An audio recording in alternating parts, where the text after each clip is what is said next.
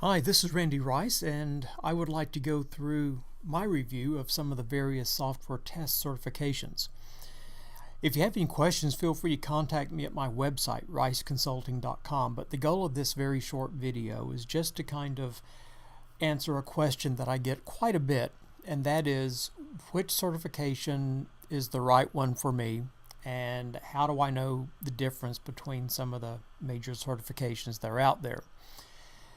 So we're going to look at some of the major players. I consider there to be about 3 of them, and I would include others, but they don't really specialize in software testing certification specifically, namely ASQ, fine certification, fine organization. But there is more, that certification is more of a overall quality assurance, quality engineering kind of certification. So I'm going to focus on, in this review video, ISTQB's program, IIST, and QAI. Now, I have to give a disclaimer, and don't turn the video off until I explain my positioning on this. But I do have to tell you that I have been associated at some level with all 3 of these programs, either currently or in the past. And currently, I'm on the board of directors of ASTQB. I've been on that board now since 2006, I believe. And I'm also an ASTQB and therefore an ISTQB accredited training provider here in the U.S. And as it pertains to QAI, some of you may know me from back in the old days when I first wrote the Top 10 book, and I still consider Bill Perry a dear mentor, although he's no longer involved with QAI. But he and I designed the CSTE program, and therefore he was CSTE holder number 1, and I was CSTE holder number 2. And I personally certified probably the first several hundred people who applied for that program. Now, these days, I hold all 3 advanced ISTQB certifications, and I also lead the ISTQB expert level security tester syllabus effort to get that syllabus out to people who want to make that their specialty area. So you may be wondering why I can do a review video if I am so heavily entrenched in the ISTQB program. Well, I'm going to focus it on objective information. It's easier for me to know some of this information being more connected into ISTQB, but I also want to be as fair as possible to the other certifications, and I'm not going to try to do a sales job here. I'm just going to try to get to the differences between the certifications the best that I know them. So the ISTQB is definitely the largest test certification in terms of scope, not only in terms of global coverage. This is not just where the testing centers are. This is countries that have active certification boards in them. Over 40 countries. It was started around 2003, and even in fact, its roots go back even earlier than that, into the late 90s. But anyway, based in Belgium. And right now, over 354,000 certified testers. You'll find that at various levels, foundation and advanced and so forth. In fact, kind of interesting, the only 2 larger programs in certification are PMI and ITIL, which is really kind of staggering when you think about it. One of the things that does set ISTQB apart from the other programs is that they are not for profit, and they are also volunteer operated. So all the working groups, even the executive board, all of that are volunteers to elected positions, and no one vendor or no one company can control the direction of the certification. It has to be voted on by every representative in all countries. They have 3 general assembly meetings each year. I think the ISTQB is pretty affordable, $250 for the examination fee, and once you get that certification, you have it for good. The only exception there is the expert, which we'll talk about in just a minute. But the advanced fee is $200, and you also don't have to take any kind of training to take the exam. I mean, I encourage self-study and preparation for that But if you do want to have training, there's a variety of training vendors like me worldwide that provide that training.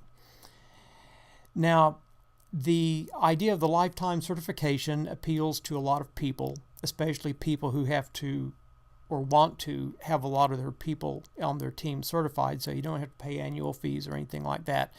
However, at the expert level, they are going to have, and they do have, a 5-year recertification requirement that you show that you've been active in the field and that kind of thing.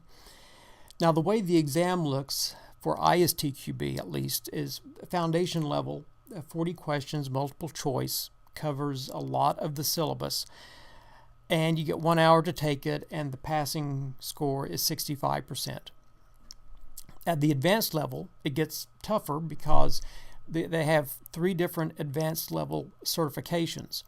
Now, those timings and the number of questions will depend upon the exact certification that you want to have, but generally speaking, the exam is going to be 2 to 3 hours long, and you're going to have somewhere around probably 65 questions or so on your exam.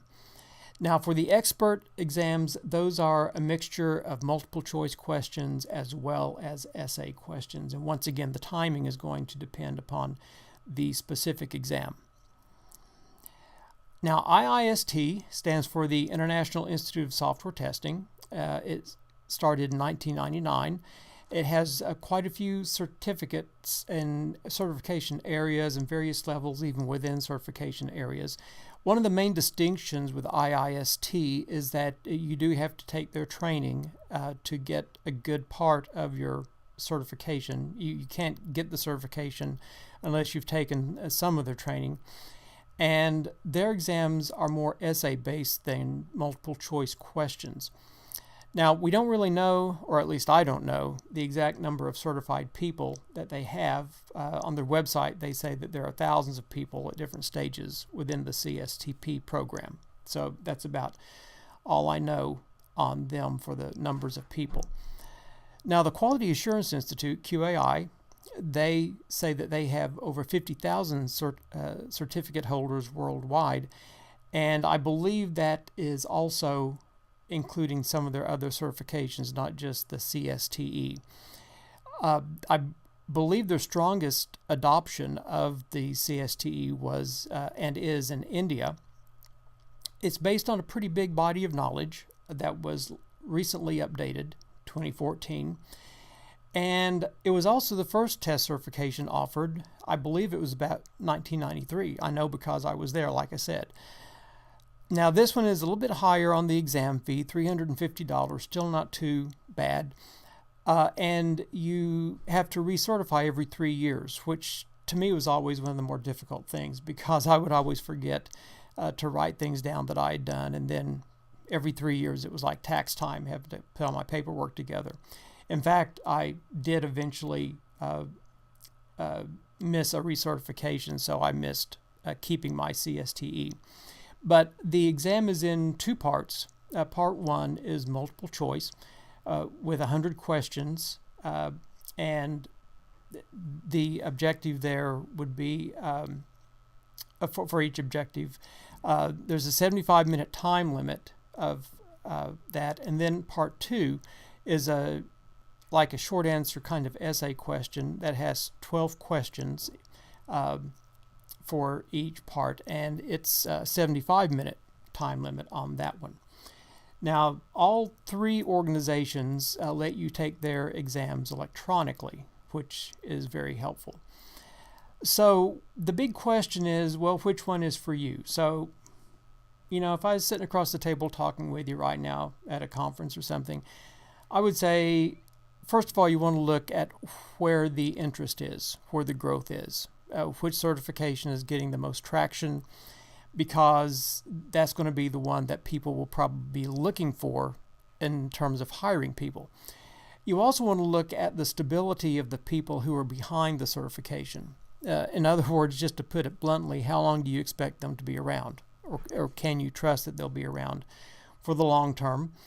And then also, obviously, the quality of the exams and the materials are important. You'd want to talk to people who had taken the exam or the classes or whatever, And one little trick you can do is to just go out and look at the job ads and see which of the certifications are mentioned as certifications that people are looking for, especially those in your area. And then also think about the growth path of the certification that you're considering. Does it take you to the levels you want to aspire to? So most of these that I've covered have higher levels of certification. They don't just have the basic level. They go into master or advanced levels or whatever. So the question you need to ask and answer is, do they have the specialties or do they have the levels of knowledge certification that I really want to be able to show for myself? And I think if you kind of work down that checklist and look at the various programs, you'll find the one that probably will fit your needs the best. Now, if you have any questions, feel free to contact me. My email address is rrice@riceconsulting.com. You can also call me, 405-691-8075. Keep in mind I'm in the Central Time Zone here in the U.S. You can drop me a line, although very few people do that anymore. And you can find me all over the place on the web. My website is riceconsulting.com. My e-commerce site is mysoftwaretesting.com, where you can buy classes and stuff. I'm on Facebook, I'm on Twitter, and I'm on LinkedIn. So there's a gazillion ways to get in touch with me online. So I hope this video has been helpful to you, and I hope that it will help get you certified, or at least help you know what the territory of certification is. Thanks for watching.